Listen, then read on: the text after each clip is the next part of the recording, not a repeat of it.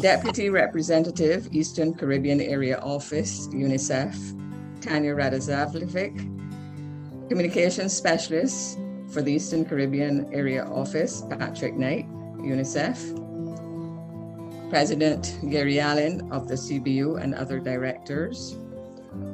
Trainers Stefan Campbell, Yvette Rowe, Letney Rock, Emmanuel Joseph, Wesley Gibbons, Carla Brigel.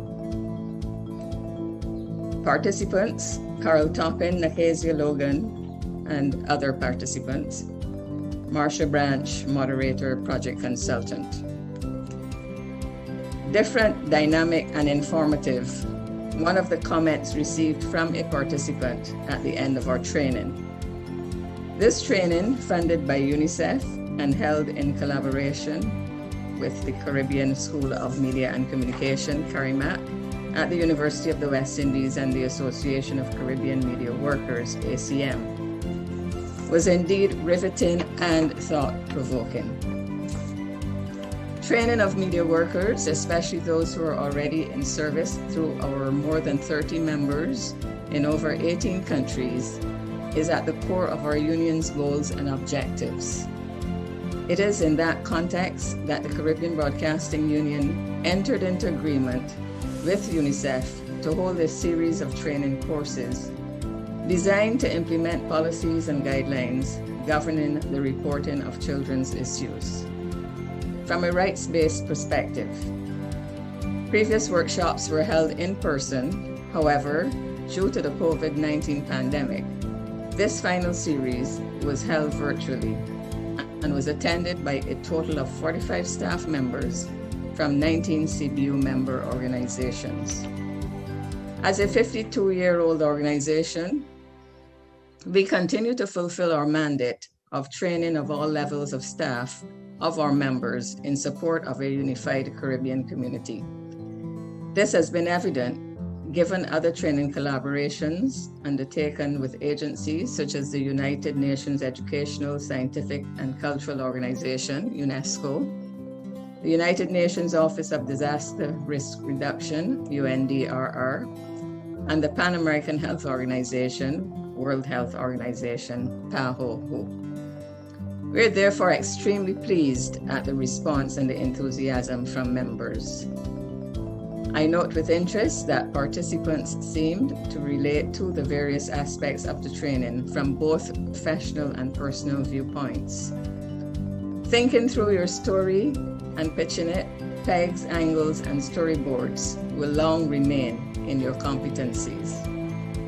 On behalf of the Board of Directors, we thank UNICEF Eastern Caribbean Area Office for their continued support and UNICEF Cuba for their assistance with facilitating our member ICRT Cuba in attending the training. CARIMAC, ACM, and Dr. Rock, as trainers, your invaluable assistance is greatly appreciated. To the participants, we are pleased to have contributed to your personal and professional development and hope that this training will in some way be linked to your future aspirations.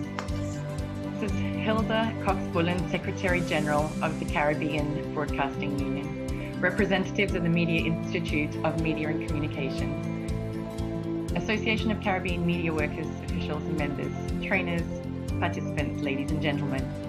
I'm extremely pleased to address you today at the closing of this intensive training on ethical reporting on children's issues for media practitioners in the Caribbean. It is always happy to work with media associations, training institutions, and umbrella bodies such as the CBU, because we recognise the important role the media plays in the promotion and protection of the rights of children. While this is true for all children, the role of promoting and protecting rights is even more critical for those who are disadvantaged and marginalised. Media professionals are well placed to keep children's issues on the national and sub-regional agenda.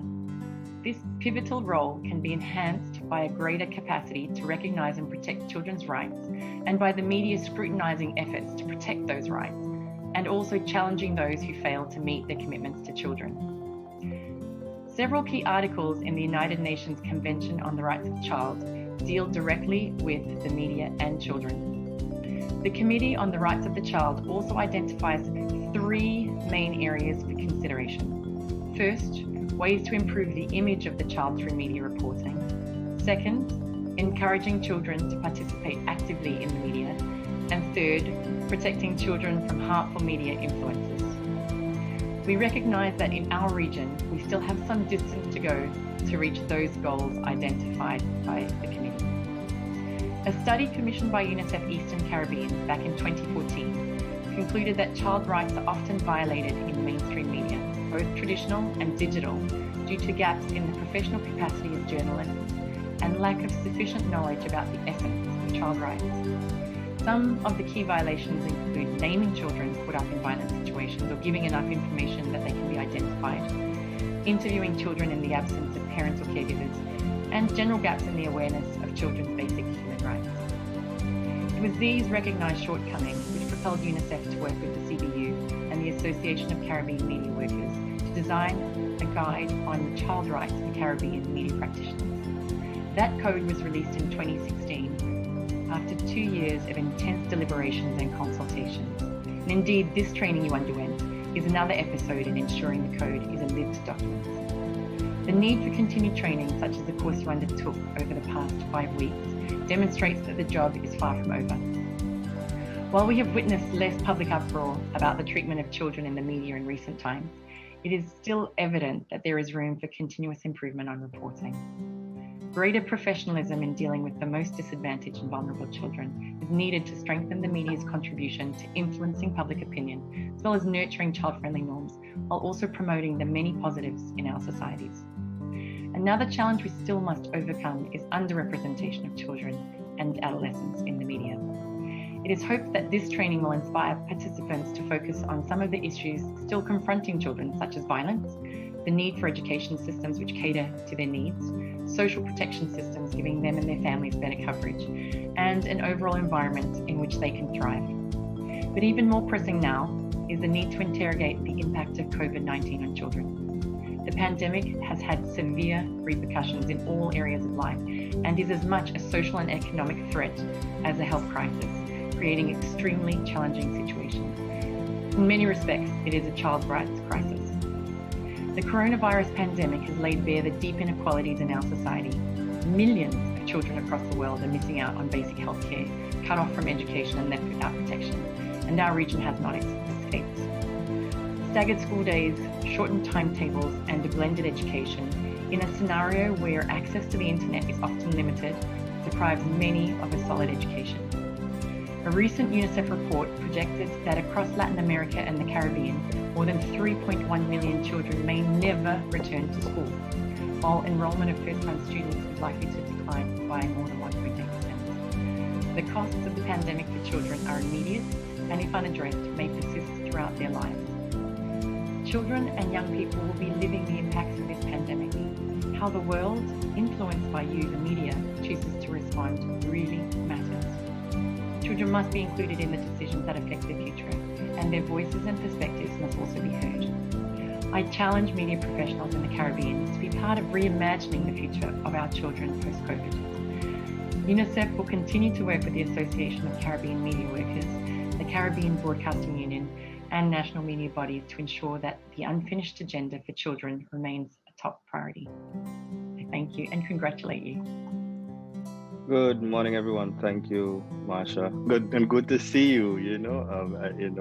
We've we've been conducting this thing for the most part virtually, and so it's good to see some faces, and hopefully I can all meet the organizers and the journalists in person one day. But I want to say that it was personally a pleasure interacting and listening to the regional journalists.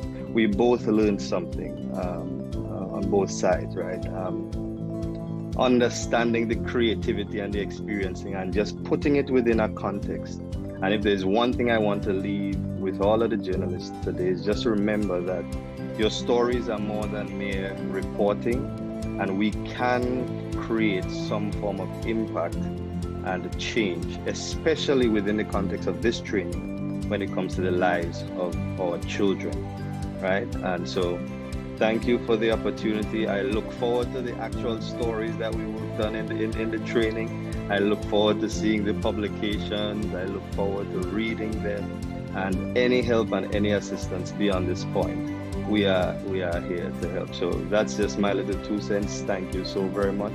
I look forward to seeing and meeting and just consuming the content that I hope that we'll all create. Thank you very much. First of all, let me say this was truly an exciting session for me.